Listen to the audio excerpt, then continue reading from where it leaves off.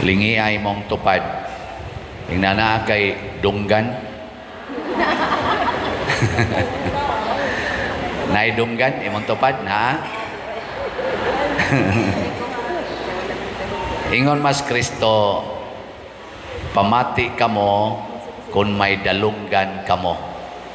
Pero sa tinudanay, dali ramang kitang makadungog. Pero usahay, maglisod tag pamati. Dali ramantang makakita, aw dali ramantang mutanaw, pero usahay, maglisod tag kakita. Ana, unsay pasabot ana, nga ang atong nadungog, ang atong nakita, kutob ra gyud dinhi, dili makaabot diris kasing-kasing. Ang atong nabati o ang atong nadungog, kutob ra gyud dinhi, ato ra gyud ang analyson, inighuman, wa na. Kani may peligro kayo. Kinahanglan gidunta ang tanan nga moso dire paabuton gyud dire. Nya ang gihisgutan karon mao ang pulong sa Ginoo. Nangandoy ang Ginoo nga ang iyang pulong mugamot og mamunga. Kay naay mga pulong sa Ginoo kuno nga di gyud kagamot. Katong nahog diha sa agianan, di gyud to kagamot. Gituka ra man sa mga langgam. Katusang nahog sa batuon nga yuta, di sad kagamot. Nga naman, bato man ang ilawom, mabaw mang yuta, malaya ra. Katusang nahog sa kuno sa sampinitan, daghang mga bushes or mga bagon, ni gamot, wa sad katubo, kay gitamukan man, gikapyutan man sa mga bagon. Kanusaman mo gamot og mamunga ang pulong sa Ginoo. Kon way bato, way langgam, nay langgam, way langgam, wa say mga sampinit. Nya unsa maning mga langgam, matud pa ni Kristo ang yawa na. Kana ba ang imong utok o kasing-kasing daghang yawa?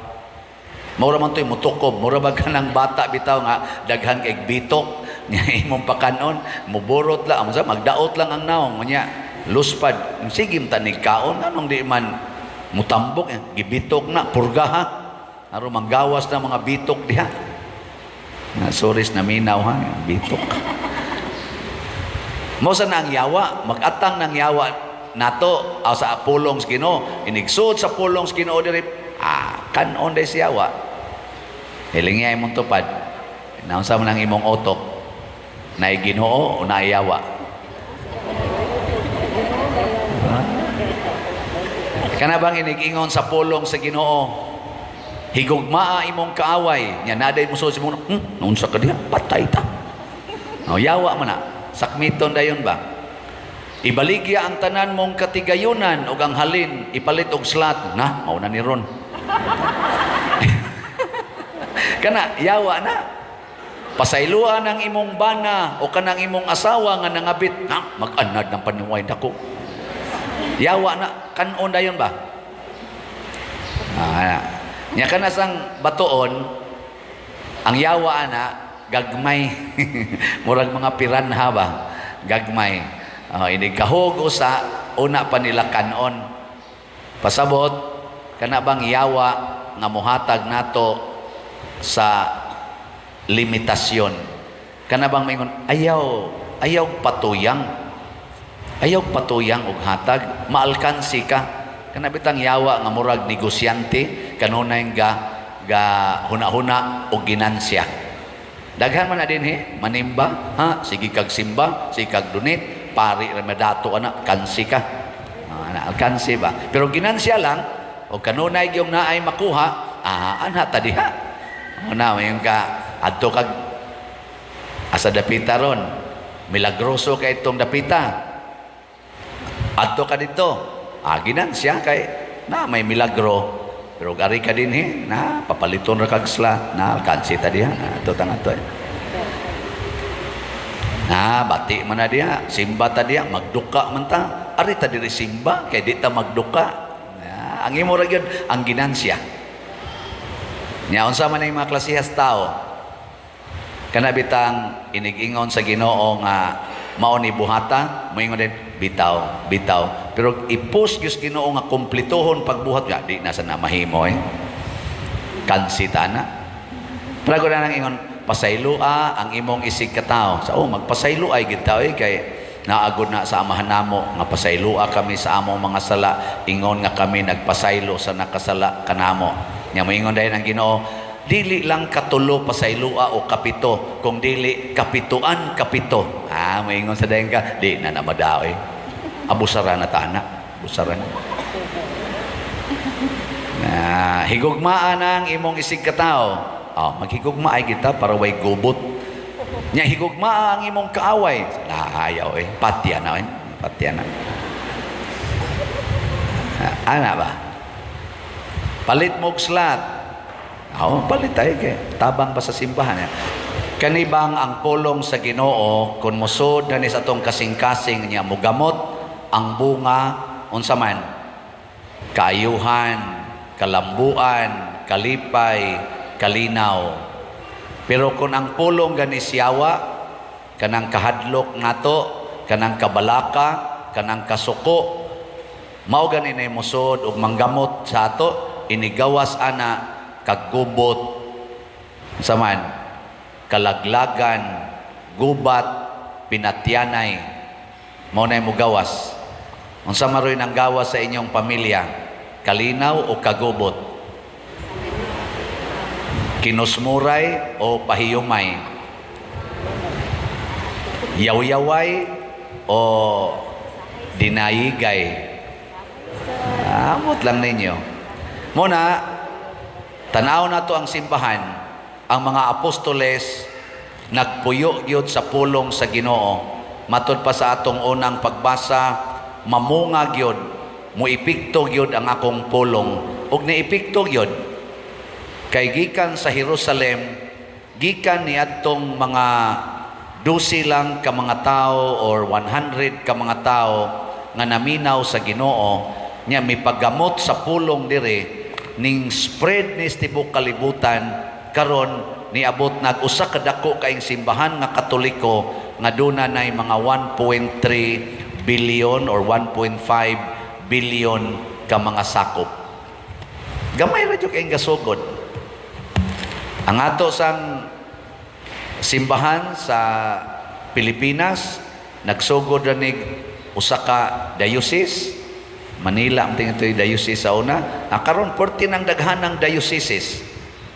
Ang ato din sa Cebu, usa ra ni ka diocese ang the whole island of Cebu. Karon naaprubahan na sa CBCP nga himuon natang tulo ka dioceses. Ang naiduha nga mapuno ang diocese nga naa ang iyang sentro sa Karkar para sa south, nya sa norte ang sentro ang Danau. Ang pag-implement lang na-approve naman, i-arrange lang nagmaayo, ipahilo na aron maka-operate. So ning gitawag nag sugbuswak, ni buswak ba ning nindot ning daghan. Ang ato sa dinhing parokya gikan sa gamay nga parkingan karon ni dako-dako na, di ba? Simbahan nga gamay karon ni dako-dako na, nya na say kumbinto, padung na sad mahuman. Unsa man na siya? Kalambuan, nalipay ba mo ani o nagool? Nalipay. Nganong naingon ana man na kay nigamot man ang pulong sa Ginoo diha ninyo, unya wa mo managana paghatag siging palit og slat. Nya ako sad isip inyong parish priest, ako sa nang gipagamot ang pulong sa Ginoo, di sa nako gamiton ang akong kahingawa o ang akong kaguol o kanang ka worry sa future na ako ginang tigumon ang tanang kolekta isuod sa bulsa. Ang pulong sa Ginoo para nako nga pare, poverty, chastity, and obedience. Ug ako nang pagamuton, amo gawas po na nga nindot. Luoy kayo ning uban nato mga kaigsuonan nga nagsigig sunod sa pulong sa tao. Pananglitan, wa kay kwarta, unsay pulong sa tao, pangutang. Unsay pulong sa Ginoo, unsa man? aron masulbad ang pagkaway kwarta. Ibaligya ang tanan ug ang halin ihatag sa mga kabos. Hay may inyong sundo na. Ug wa kay kwarta, daghan kag bayronon, posible nga mabira imong motor o di nakakabayad sa imong TV, di nakakabayad sa imong cellphone, sa imong mga gadgets nga gipamalit. Unsa man, mangutang ka para ibayad anang imong mga bayronon o imong ibaligya ang tanan ug ang halin ihatag ngadto sa mga kabos. Hay may solusyon ana. Kung mosunod ka sa pulong sa Ginoo, kadto'y sundang ibaligya ang tanan. Tanawa, di ba mawada yun imong problema? Wa na kay motor, kay mo namang gibaligya. Wa na sa kay TV, wa na sa kay refrigerator, wa na kay cellphone, di wa na kay bayronon. Nga na pa'y sobrang gamay. O di, wa na. Imusan kurinti, gamay na lang sa gayo. O bayronon. Sa'yo pa kay mong matuog. Imong bana di magsigtanaw ng porn. Ang imong mga anak di na magsigigduaan ng cellphone. Di na magsigtanaw ng TV. Magsigi na lang mong rosaryo. No. Ang di man mo maningog. Nagpada na taron sa kalibutan. Ang kalibutan gatudlo nga di na ka mabuhig way cellphone, way TV, way refrigerator, way motor, way sakyanan, way balay. Mao nay gitudlo sa kalibutan nga usa ka pamakak. Kay daghang nangawa na malipay tungod anang balay, daghang nangamatay tungod anang sakyanan, daghang wa nay tug tungod anang cellphone, hangtod na lang hinong nangasakit na lang kay nangamatay na ang ilang immune system. Daghang nangamatay tungod anang pagkaon, na diabetes, na kidney failure, patay.